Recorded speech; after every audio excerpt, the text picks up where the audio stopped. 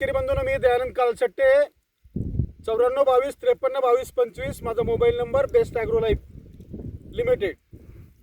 टुप्रो कसं फवारायचं याच्याबद्दल काही शेतकऱ्याची शंका आहेत. गफलत होऊ नये म्हणून मी व्हिडिओ देतोय. हे जे टुप्रो आहे ते ऊसावरती आणि मकावरती काम करतं, यातल्या तणावरती सलट काम करतं. त्या टुप्रोचा यूज करण्यापूर्वी जमिनीमध्ये ओल असा पाय ठेवल्यानंतर आतमध्ये पाय गेला पाहिजे, अशा पद्धतीची ओल असली पाहिजे, चिखल असला पाहिजे. बगरी ओल काही कामाची नाही आणि तिथल्याच तणामध्ये ते काम करतं. आता हा राहिला विषय मिश्रण कसं करायचं. या टुप्रो सोबत एक स्टिकर दिलेला आहे आणि हे मूळ औषध आहे. हे मूळ औषध घट्ट असतं, वरती तवंग येऊ शकतो, त्यासाठी त्याला अगोदर हलवायचं आहे. सेक बिफोर यूज एकदम हलवायचं आहे, व्यवस्थित करायचं आहे, एकजीव मिश्रण करायचं आहे.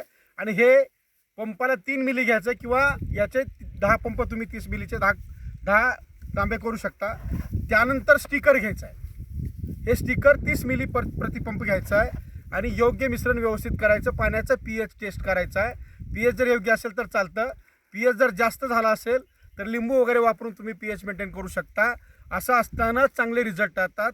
आणि अशी ओल आज केल्यानंतर दुसऱ्या दिवशी तुम्ही फवारू शकता आणि 8व्या दिवशी परत एकदा पाणी पाहिजे. या तणनाशकाच्या या केमिस्ट्रीचा काम करण्याचा एक पद्धत अशी आहे की हे 15 दिवस लागतं. याला 7व्या दिवशी तण पिवळं पडायला सुरू होतं आणि 15व्या दिवशी पूर्ण तण वाळून जातं. यामध्ये गाजरपाला, शिपरट, हराळ, पुन्हा दुधाणी, पुन्हा मोहरी, सोयाबीनचं लंब आणि तांदूळ कुंदरा वगैरे वगैरे भाज्या जातात. यामुळं बिलायत जात नाही. आणि जर समजा बिलायत घालायचं असेल आणि तिथं हरभरा वगैरे जर नसेल तर सुरुवातीला टुप्रो घ्या, त्यानंतर 2,4-D कुठलीही मिक्स करा आणि मग स्टिकर वापरा. असं मिश्रण करा. म्हणजे 1, 2, 3 स्टिकर हे सगळ्यात शेवटी गेलं पाहिजे. स्टिकर जर चुकून अगोदर पडलं तर त्याचे रिझल्ट येत नाहीत, हे सर्वश्रुत आहे, सगळ्या शेतकऱ्यांना कळतं. तरी पण काही गोष्टी सांगाव्या लागतात म्हणून हा व्हिडिओ करतोय. याच्यासाठी चांगले रिझल्ट येण्यासाठी या पद्धती तुम्ही अवलंब करू शकता.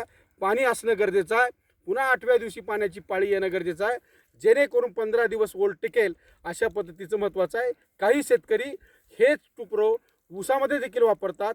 जे सरीमध्ये ऊस आहे आणि वरंब्यावरती हरभरा लावला आहे, अशा शेतकऱ्यांसाठी टुप्रो वापरत असताना 2,4-D न वापरता फक्त टुप्रो जरी वापरलं तर चालतं. थोडं बहुत पिवळा झटका पडल्यासारखा होतो, पण ते फवारल्यानंतर पुन्हा 10व्या दिवशी टॉनिक आलं ते कव्हर होऊ शकतं. इतकं सांगायचं आहे आणि थांबायचं. धन्यवाद.